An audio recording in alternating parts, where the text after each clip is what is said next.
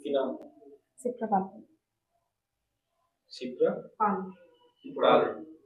Sir ধ্বনি এবং বর্ণ বর্ণ। ধ্বনি ও বর্ণ। ধ্বনি ও বর্ণ। ধ্বনি আগে না বর্ণ আগে? ধ্বনি। বর্ণ আগে না কেন? কারণ স্যার ধ্বনি আমরা যেটা উচ্চারণ করি সেটা হচ্ছে ধ্বনি, আর ধ্বনি লিখিত রূপ হলো বর্ণ। সবই উচ্চারণগুলি ধ্বনি হয় তো? হ্যাঁ স্যার। হ্যাঁ স্যার। হ্যাঁ স্যার, মুখনিসৃত আওয়াজই হলো ধ্বনি। মুখনিসৃত আওয়াজ হলো ধ্বনি। ঠুং ঠাং টিং টং এগুলোকে ধ্বনি বলবো? বলবো না বলবো?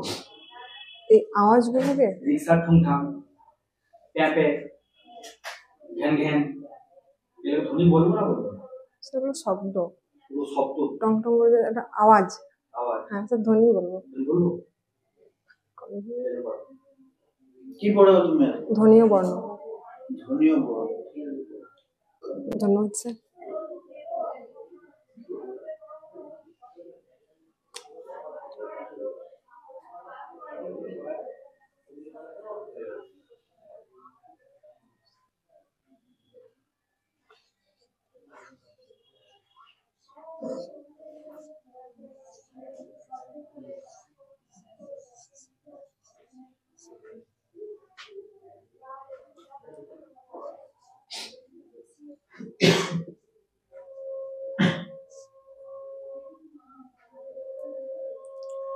সুপ্রভাত ছাত্রছাত্রীরা, আজকে আমরা একটা নতুন বিষয় শিখব। এর আগের দিনে আমরা বর্ণমালা সম্বন্ধে জেনেছিলাম। আজকে আমরা ধ্বনি এবং বর্ণর ব্যাপারে জানবো। আচ্ছা, তোমরা তো সকলেই কথা বলো। এই যে আমরা মুখে যে কথা বলি বা আওয়াজ করি, এটাকেই বলা হচ্ছে ধ্বনি। তাহলে আজকে আমাদের বিষয় কি? ধ্বনি ও বর্ণ।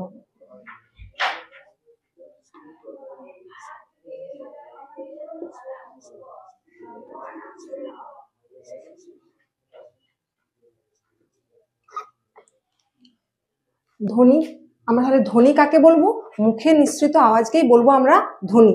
যেমন আমি এই কথাটা যখন বললাম, এটা হলো ধ্বনি। কিন্তু যখনই আমি অটা বোর্ডে লিখে দেবো, তখন সেটা হয়ে গেল বর্ণ। ধর আমি বললাম আমি যেমন আমি বললাম, এটা কি হলো? ধ্বনি। আর যখন লিখলাম, এটা হয়ে গেল বর্ণ। যখন এটা লিখলাম, তখন এটা হয়ে গেল বর্ণ। ধ্বনি, তাহলে ধ্বনি কাকে বলে বললাম? ধ্বনি হচ্ছে মুখনিসৃত আওয়াজকেই বলা হচ্ছে ধ্বনি। আর বর্ণ, ধ্বনির লিখিত রূপ হলো বর্ণ। ধ্বনিকে আবার দুই ভাগে ভাগ করা যায়, একটা হচ্ছে স্বরধ্বনি আর একটা হচ্ছে ব্যঞ্জন ধ্বনি। কি বললাম? স্বরধ্বনি ও ব্যঞ্জন ধ্বনি। তোমরা সকলে খাতা পেন বের করো এবং লেখো।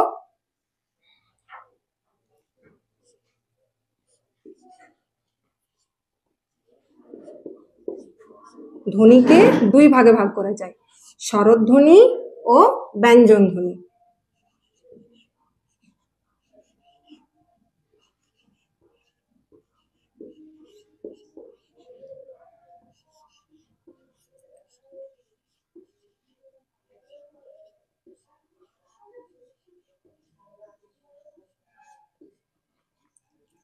তাহলে ধ্বনির কতগুলো ভাগ পেলাম? দুটো, স্বরধ্বনি আর ব্যঞ্জন ধ্বনি। স্বরধ্বনি কাকে বলে? না, স্বরধ্বনি হচ্ছে যেগুলো কারো সাহায্য ছাড়াই উচ্চারিত হতে পারে। যেমন হচ্ছে কারো সাহায্য ছাড়াই উচ্চারিত হচ্ছে, সেটাকে বলা হচ্ছে স্বরধ্বনি। তাহলে স্বরধ্বনি কি? যেটি হচ্ছে কারো সাহায্য ছাড়াই উচ্চারিত হতে পারে, সেটি হলো স্বরধ্বনি। আর ব্যঞ্জন ধ্বনি কাকে বলবো? ব্যঞ্জন ধ্বনি হলো সেই ধ্বনিগুলি যেগুলি কারো সাহায্য ছাড়া উচ্চারিত হতে পারে না। মানে ব্যঞ্জন ধ্বনি উচ্চারণের সময় সাহায্যের প্রয়োজন হয়। কার সাহায্যের প্রয়োজন হয়? স্বরধ্বনির সাহায্যের প্রয়োজন হয়। যেমন একটা ব্যঞ্জন ধ্বনি বলো। হ্যাঁ, ক হচ্ছে একটা ব্যঞ্জন ধ্বনি। কিন্তু এই যে ক যখন আমি উচ্চারণ করছি, কি শেষে কি আসছে? এই আওয়াজটা আসছে। তাহলে ক যখন আমি উচ্চারণ করবো, কি পাবো? ক যুক্ত এটা হলো ব্যঞ্জন ধ্বনি। তাহলে স্বরধ্বনি আমরা কি কারো সাহায্য ছাড়া উচ্চারিত করতে পারি, আর ব্যঞ্জন ধ্বনি উচ্চারণের সময় আমাদের স্বরধ্বনির সাহায্যের প্রয়োজন হয়। আজকের পাঠ এই পর্যন্ত।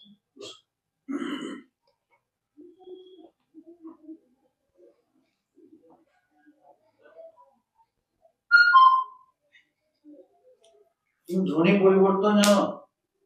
ধ্বনি পরিবর্তন জানো? ধন্যবাদ। কি জানো? উপনিহিতি কি? ভবিষ্যৎ কি? সেই মুহূর্তে মনে পড়ছে না। সমীর ভগবান কি? আচ্ছা, মহাপ্রাণ বর্ণ কাকে বলে জানো? স্যার যে বর্ণগুলো উচ্চারণ করতে একটু বেশি সময় লাগে। যেমন মহাপ্রাণ যেমন হচ্ছে ক, তারপরে হচ্ছে গ। অল্প প্রাণ? স্যার আমি ভুল বললাম স্যার। ক আর গ এটা হচ্ছে অল্প প্রাণ, আর খ আর ঘ হচ্ছে মহাপ্রাণ। আর হোয়াট ইজ? ও হচ্ছে নাসিক্য বর্ণ, কেন নাসিক বর্ণ? কারণ এটা উচ্চারণের সময় কিছুটা মুখ দিয়ে এবং কিছুটা নাক দিয়ে আওয়াজটা বেরিয়ে আসে। তোমার বিষয় কি? ইংরেজি। ইংরেজি। ইংরেজি। তো তুমি একজন ছাত্র স্টুডেন্টকে এই যে মানে তার যে ভাষাগত জ্ঞান দেওয়ার জন্য, তার ধারণা দেওয়ার জন্য তুমি কোন বিষয়টাকে অবলম্বন করবে, কোন পদ্ধতিটাকে অবলম্বন করবে ভাষার বিকাশের? মানে পড়ানোর কোনো ভাষার বিকাশের না, ক্ষেত্রে? তুমি তো ইংরেজি নিয়ে পড়াশোনা করছো, তার মানে এই ভাষাগত দিকে তুমি পড়াশোনা করছো। একজন শিশুর ভাষা বিকাশে তুমি কোন পদ্ধতি অবলম্বন করবে পড়ানোর ক্ষেত্রে?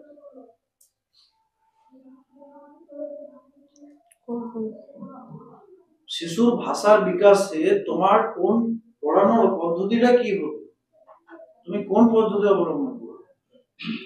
স্যার বাংলা ভাষার ক্ষেত্রে গল্প বলার পদ্ধতির মধ্যে হতে পারে। আর ইংরেজি ভাষা? স্যার ইংরেজি ভাষাটাও গল্প বলার মধ্যে হতে পারে। আর গল্প বলার পদ্ধতি স্যার মানে গল্প বলা ছাড়া তুমি আর কিভাবে ভাষার বিকাশ ঘটাবে? সামাজিক বিকাশ কিভাবে ঘটাবে? স্যার কথোপকথনের মাধ্যমে। শিশুদের সামাজিক বিকাশ কিভাবে ঘটাবে? তুমি প্রাইমারি যে প্রফেশনটা, এটাকে তুমি বাঁচতে চাইছো না, টিচার প্রফেশনটা, শিক্ষকতা পেশাটাকে তুমি গ্রহণ করতে চাইছো কেন? কারণ স্যার আমার বাচ্চাদের সাথে আমার থাকতে ভালো লাগে। কেন, কি জন্য ভালো লাগে? কারণ স্যার আমি ছোটবেলা থেকে মানে আমি উচ্চ মাধ্যমিকের পর থেকে টিউশন পড়াতাম ছোট ছোট বাচ্চাদেরকে। তখন থেকে আমার বাচ্চাদের সঙ্গটা ভালো লাগে এবং ধীরে ধীরে ওই মানে ওই পড়ানোর যে পদ্ধতি বা বাচ্চাদেরকে পড়ানো শেখানো ওই জিনিসটা ভালো লাগে, সেই থেকেই আমি এই জায়গায় এসেছি স্যার। কেউ যদি নাচ শিখতে চায়, পড়তে চায়, তুমি তখন তাকে কিভাবে পড়াবে? স্যার আমি প্রথমে জানতে চাইবো যে সে শিখতে চাইছে না কেন, বা তার না শেখার কারণটা কি, বা তার অসুবিধা কোথায় হচ্ছে, সেটা জেনে তারপর আমি তাকে শেখাবো।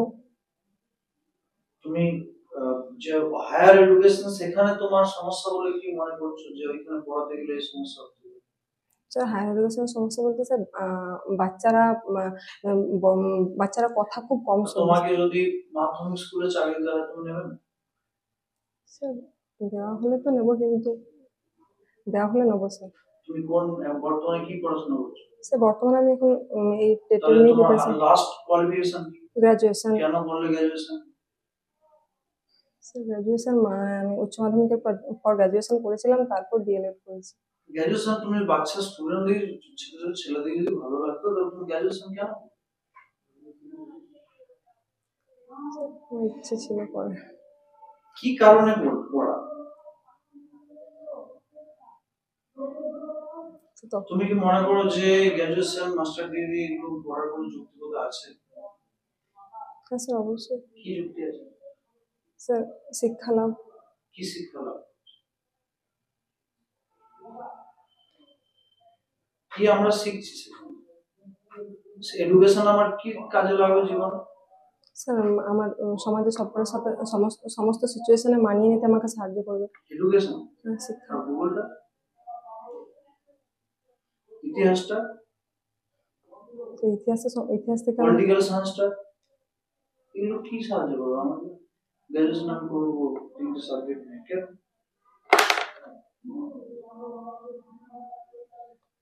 ইংলিশে একটা তুমি ছড়া, একটা আবৃত্তি করো, একটা কবিতা আবৃত্তি করো। ইংলিশে স্যার এখন একটা 4 লাইনের কবিতা বলবো। A for apple, B for ball, C for cat, D for doll. If I learn my ABC, soon a great man I will be. এইভাবে পড়ানোর যৌক্তিকতা কি? স্যার এটা যেহেতু যেহেতু কবিতা, সেটা তো আমাকে একটু মজার ছলে পড়াতে হবে বাচ্চাদেরকে পড়ানোর জন্য, কিন্তু এটা আমি জাস্ট ফ্রেন্ডলি বলে দিলাম।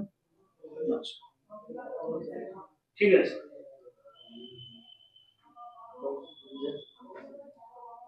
আচ্ছা, বিদ্যালয়ের শুরুতে জাতীয় সঙ্গীত, প্রার্থনা সঙ্গীত করানো হয়, হুম।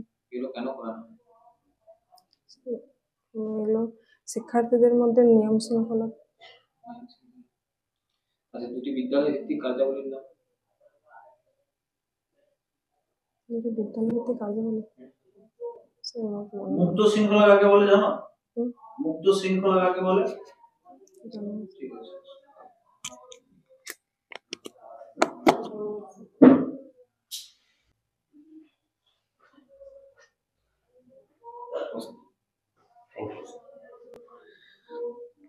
কি নাম? সন্তু নন্দী, কোথা থেকে এসেছেন? বাঁকুড়ার বিষ্ণুপুর থেকে। বাঁকুড়া বিষ্ণুপুর। ঠিক আছে, কি পড়াবে? স্যার দিস দ্যাট পড়াবো। আমরা বলবো একটা টপিক। বলুন স্যার। তুমি পরিবেশ পড়ো। পরিবেশ। পরিবেশে যেমন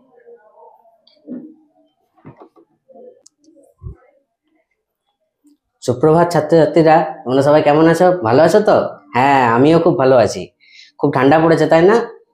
হ্যাঁ, শিপ্রা তুমি সোয়েটার পরে আসোনি কেন আজকে? ও, তোমার জামাটা কেচে দিয়েছে মা সোয়েটারটা? আচ্ছা, এই যে দেখো, আমরা বিদ্যালয়ে এসেছি, আমরা কে কি খেয়ে এসেছি বলো তো? আমি ভাত, আমি খেয়ে এসেছি ভাত। তোমরা কি কি খেয়ে এসছো? তুমি কি খেয়েছো গো? ঋষি তুমি কি খেয়েছো? তুমি মুড়ি খেয়ে এসছো। আর সীমা তুমি কি খেয়েছো? সীমা, ও সীমাও ভাত খেয়ে এসছে। আর তুমি রুটি খেয়ে এসছো? হ্যাঁ, দেখো, আমরা কিছু না কিছু খাবার খেয়ে বিদ্যালয়ে এসেছি। এবারে আমরা স্কুলে এসেছি, বিদ্যালয়ে পড়ার পরে আমরা টিফিনে কি খাবো? মিড ডে মিল খাবো। হ্যাঁ, তো আমরা এই যে খাবার পাচ্ছি, কোথা থেকে খাবার পাচ্ছি? আমরা তো নিজেরা খাবার তৈরি করছি না। হ্যাঁ, আমাদের চাষি ভাই, ঠিকই বলেছো, চাষি ভাই মাঠে শস্য ফলান, বাজারে নিয়ে আসেন, সেগুলো আবার কিনি আমরা, তারপর খাই, মা রান্না করে বা বাড়ির কাজের লোক রান্না করে দেয়, তারপর আমরা খাই, খেয়ে বিদ্যালয়ে আসি। কিন্তু আমরা তো নিজেদের খাবার নিজেরা তৈরি করতে পারি না। গাছেরা নিজেদের খাবার নিজেরা তৈরি করতে পারে। হ্যাঁ, আমরা আজকে একটা মজার জিনিস দেখবো।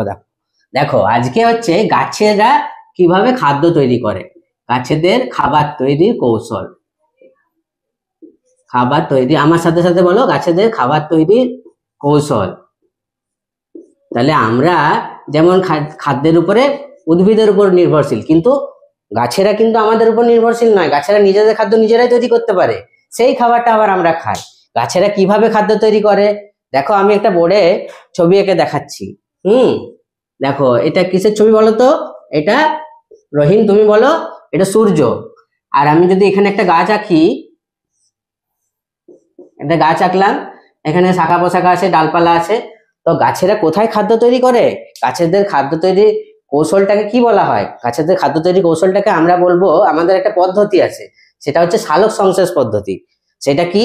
সালোক সংশ্লেষ পদ্ধতি। তো সূর্যালোকের উপস্থিতিতে গাছ কি করে? এই যে সূর্যের তাপটা দিচ্ছে, সূর্যের তাপটা পড়ছে এখানে গাছের পাতাতে। গাছের পাতাতে কোথায়? গাছের রান্নাঘর কোথায়? আমাদের যেমন একটা বাড়িতে সবাইকারই রান্নাঘর আছে, তেমনি গাছেরও একটা রান্নাঘর রয়েছে। গাছেদের রান্নাঘর হলো গাছের পাতা, পাতাতে খাদ্য তৈরি হয়, সেজন্য গাছের পাতাটাকে বলা হয় গাছেদের রান্নাঘর। হ্যাঁ, ঠিক বলেছো। এই যে সবুজ উদ্ভিদ কি করে? মাটি থেকে জল আর খনিজ লবণ শোষণ করে। আর যখন সূর্যালোক এবং মাটি থেকে জল, খনিজ লবণ শোষণ করার পর বাতাস থেকে কার্বন ডাই অক্সাইড গ্রহণ করে। গাছেরা খাদ্য তৈরির সময় কার্বন ডাই অক্সাইড গ্রহণ করে। তাহলে মাটি থেকে জল, খনিজ লবণ শোষণ করে, সূর্যালোকের উপস্থিতিতে গাছেরা পাতায় খাদ্য তৈরি করে। পাতায় এক ধরনের ক্লোরোফিল।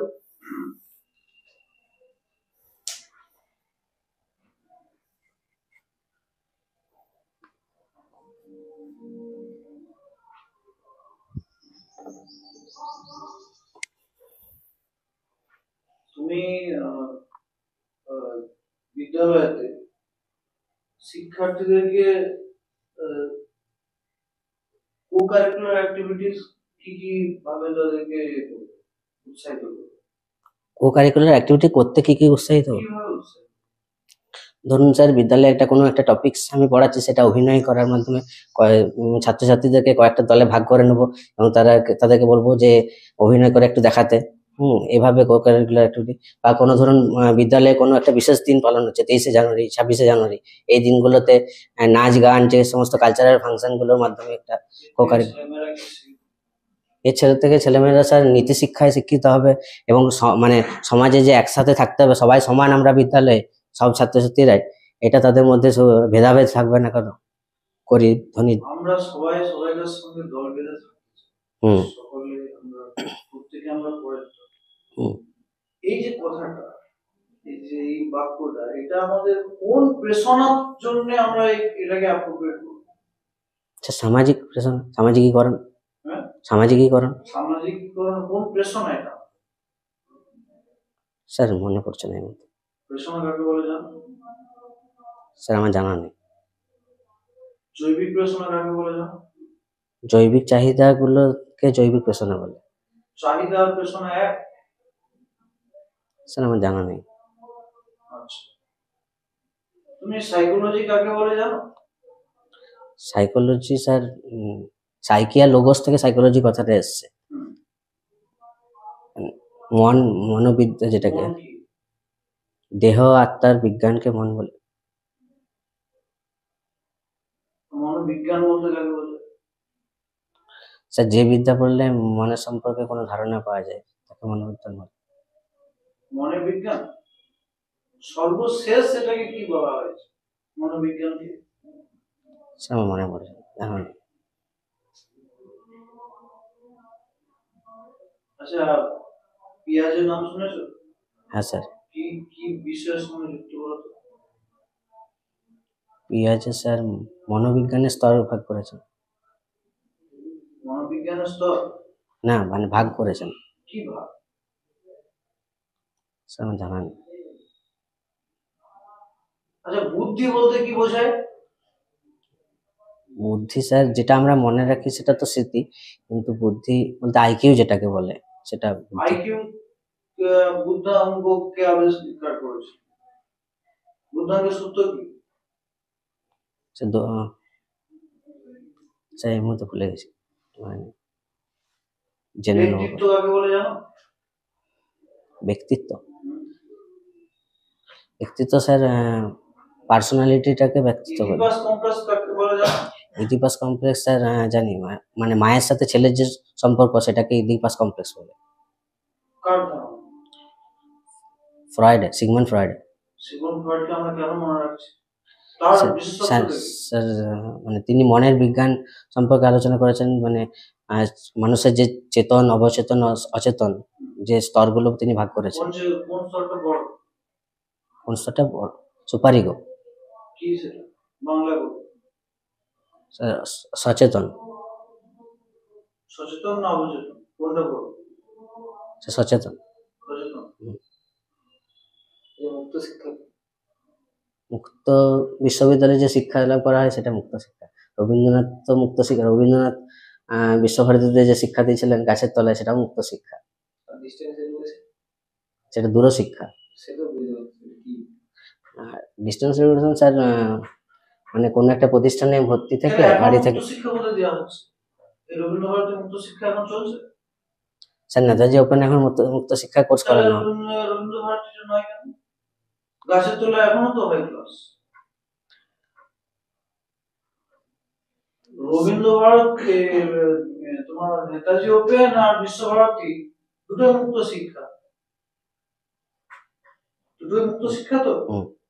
দুটোর মধ্যে ডিফারেন্সটা কোথায়? নেতাজি ওপেন আর বিশ্বভারতী বিশ্ববিদ্যালয়, ওটাকে তুমি বললে মুক্ত শিক্ষা, ওটা আর এটাও মুক্ত শিক্ষা। এই দুটো এক বলে তুমি মনে করো? না স্যার, দুটো এক না। তাহলে তুমি বললে মুক্ত শিক্ষা। দূর শিক্ষাটা কি? দূরের থেকে যে শিক্ষা লাভ করা হয় কোনো একটা প্রতিষ্ঠানে। তুমি থোড়া দূর এটা তোমাদের ইন্টারভিউ একদম যেটা The Richard Method का लेखा। কি sir? The Richard Method। Sir আমার জানা নেই। ओथेलो का लेखा। হ্যাঁ, ওথেলো উইলিয়াম শেক্সপিয়ার। শেক্সপিয়ার প্রারম্ভিক জীবন শুরু হয়েছিল কোন জায়গা থেকে? প্রারম্ভিক জীবন শুরু হয়েছিল কোন জায়গা থেকে? শেক্সপিয়ার প্রথমে কোন কাব্য? স্যার কাগজ বিক্রি করতেন, তারপরে লোকের দোকানে চা কাজ করতেন। শেক্সপিয়ার নাটক রচনা করলো, ট্র্যাজেডি, কমেডি, প্রহসন সব। এই নাটক রচনাটা, অভিনয় করাটা কোন জায়গা থেকে তৈরি হয়েছিল না? এটা বলতে পারবো না, মনে পড়ছে না। এসো। Thank you. ঠিক আছে।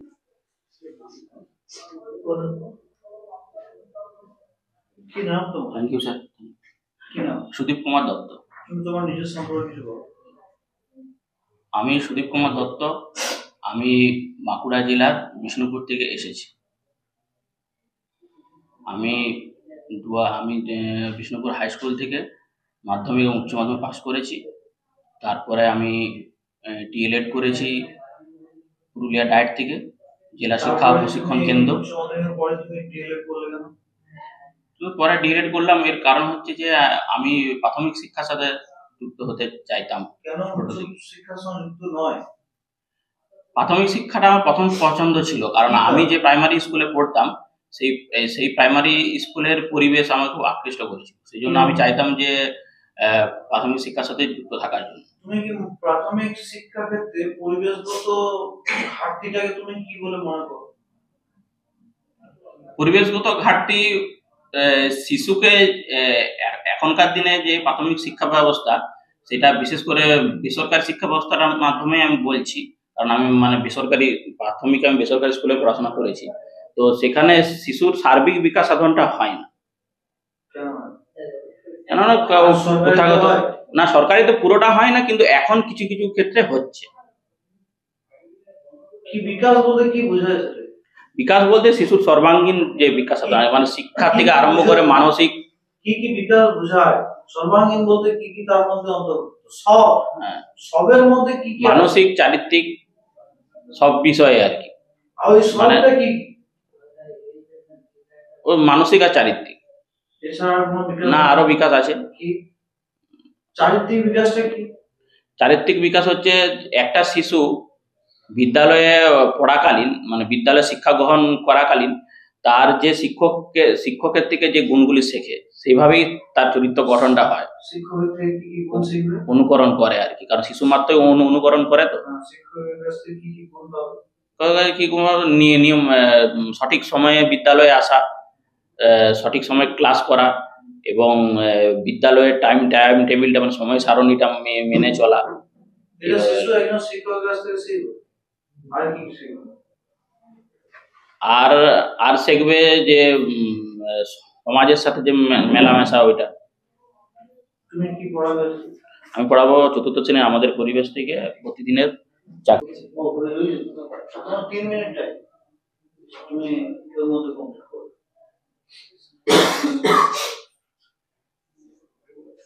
আচ্ছা, গুড মর্নিং স্টুডেন্ট। আচ্ছা, তোমরা আজকে আমরা একটা নতুন জিনিস জানবো। আচ্ছা বলো তো তোমাদের মধ্যে কার গায়ের জোর বেশি? আরে কাদের? আচ্ছা সমর, তোমার বেশি? হ্যাঁ। আচ্ছা, তোমাকে যদি আমি বলি যে এই বেঞ্চগুলো তুমি কাঁধে করে বয়ে নিয়ে যাও বাড়ি, পারবে তুমি? পারবে না। তোমার গায়ের জোর বেশি, তার সত্ত্বেও পারবে না। হ্যাঁ, কেন পারবে না? আচ্ছা, তোমাকে যদি এরপরে আমি বলি যে একটা গাড়ি দিচ্ছি, সেই গাড়িটাই করে তুমি ওই বেঞ্চগুলো নিয়ে যাও, হ্যাঁ, তখন পারবে। হ্যাঁ ঠিক, তুমি নিজে পারবে না বই নিয়ে যেতে, কিন্তু তোমাকে যদি একটা গাড়ি দেওয়া হয়, সেই গাড়িটাই করে তুমি কি জিনিসগুলো নিয়ে যেতে পারবে। কারণ কি, এগুলো ভারী, তাই তো? তোমার শক্তির থেকে এই জিনিসগুলো কি ভারটা বেশি, সেই জন্য তুমি নিয়ে যেতে পারবে। আচ্ছা, এবারে বলো তো যে ওই গাড়ির কোন জিনিসটার মাধ্যমে আমি এই জিনিসগুলো বহন করতে পারবো? কি?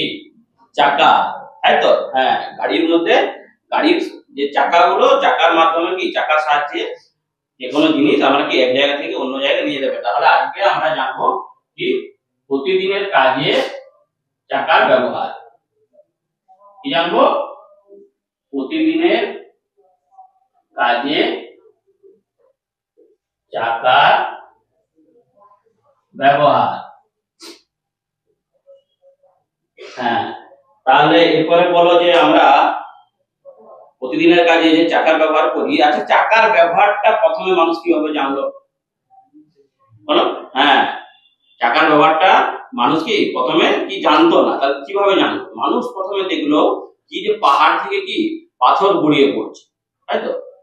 পাহাড় থেকে পাথর গড়িয়ে পড়ছে, তখন কি মানুষ দেখলো যে ওই গোল গোল পাথর গড়িয়ে পড়ছে, তাহলে আমরা যদি ওইভাবেই কোনো জিনিসের মাধ্যমে যদি গাড়ির সাথে জুড়তে পারি, তাহলে কি আমরা কি কম পরিশ্রমে আমরা কি যে কোনো জিনিস নিয়ে যেতে পারবো এবং আমরা এক জায়গা থেকে অন্য জায়গায় যেতে পারবো।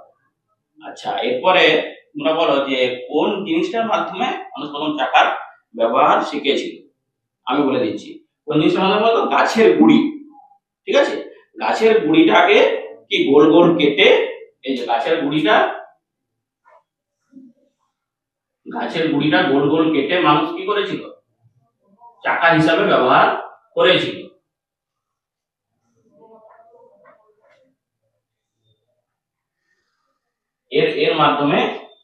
এর মাধ্যমে কি মানুষ এক জায়গা থেকে অন্য জায়গা নিয়ে যাচ্ছিল। আচ্ছা, তার কাঠ কি সহজে পচনশীল, তাই তো? তোমরা সবাই জানো কাঠ সহজে পচনশীল, সহজে পচে যেত, নষ্ট হয়ে যেত। ওই জন্য মানুষ আগে কি করলো, চাকার ব্যবহারের আগে মানুষ কিন্তু ধাতুর ব্যবহার শিখেছিল। তার জন্য কি করলো, একটা লোহার বেড় দিল। কি করলো, একটা লোহার বেড় দিয়ে দিল, যাতে কি সহজে চাকাটা নষ্ট না হয়ে যায়। এই লোহার বেড়টা দেওয়ার ফলে কি চাকাটা কি আরো মজবুত হলো এবং সহজে নষ্ট হলো না, কি দীর্ঘকালীন এটাকে কি ব্যবহার করতে পারলো।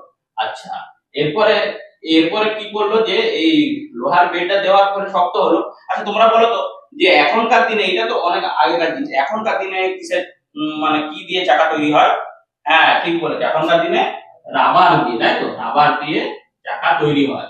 এই রাবারটা পচনশীল নয়, তাই তো? সহজে নষ্ট হয় না, রাবারটা হালকাও বটে। সেজন্য কি আমরা গাড়িতে চেপে কি আরাম পাই, তাই তো? গাড়িতে চেপে আমাদের কোনো কষ্ট হয় না এবং অনেক ভারী ভারী জিনিস আমরা কি খুব সহজে অল্প সময়ে এক জায়গা থেকে অন্য জায়গা নিয়ে যেতে পারি এই রাবারের চাকার মাধ্যমে।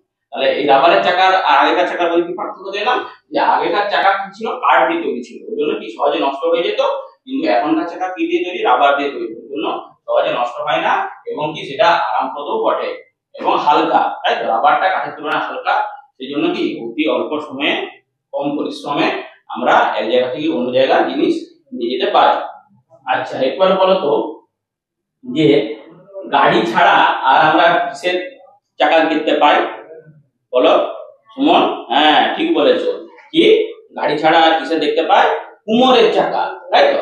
কুমোরের চাকাও এইরকমই দেখতে হয়, এটা করে হাতে ঘুরিয়ে ঘুরিয়ে কি মাটির জিনিসপত্র কুমোররা কি তৈরি করে, তাই তো?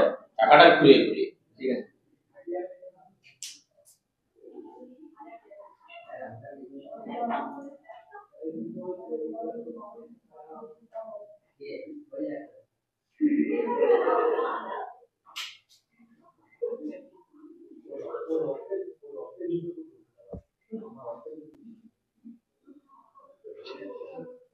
পার্সি চক্র নাম শুনেছি? না, আমার জানা নেই। সেই চাকা দিয়ে কোন পথে পরিবহন করা হয়? কোন পথে? সড়ক পথে, রেল পথে, স্থলপথে। হ্যাঁ। আচ্ছা, পরিবহন আর যোগাযোগ দুটো ডিফারেন্স, পার্থক্য? পরিবহনের মাধ্যমে যোগাযোগ স্থাপিত হয়। পরিবহনের মাধ্যমে যোগাযোগ স্থাপিত হয়। হ্যাঁ। পরিবহনটা কি তাহলে? পরিবহনটা এক স্থান থেকে অন্য স্থানে যাওয়া, পরিবহনটা একটা মাধ্যম। যোগাযোগটা পরিবহন মাধ্যমটার সাহায্যে আমরা যোগাযোগ স্থাপন করতে পারি।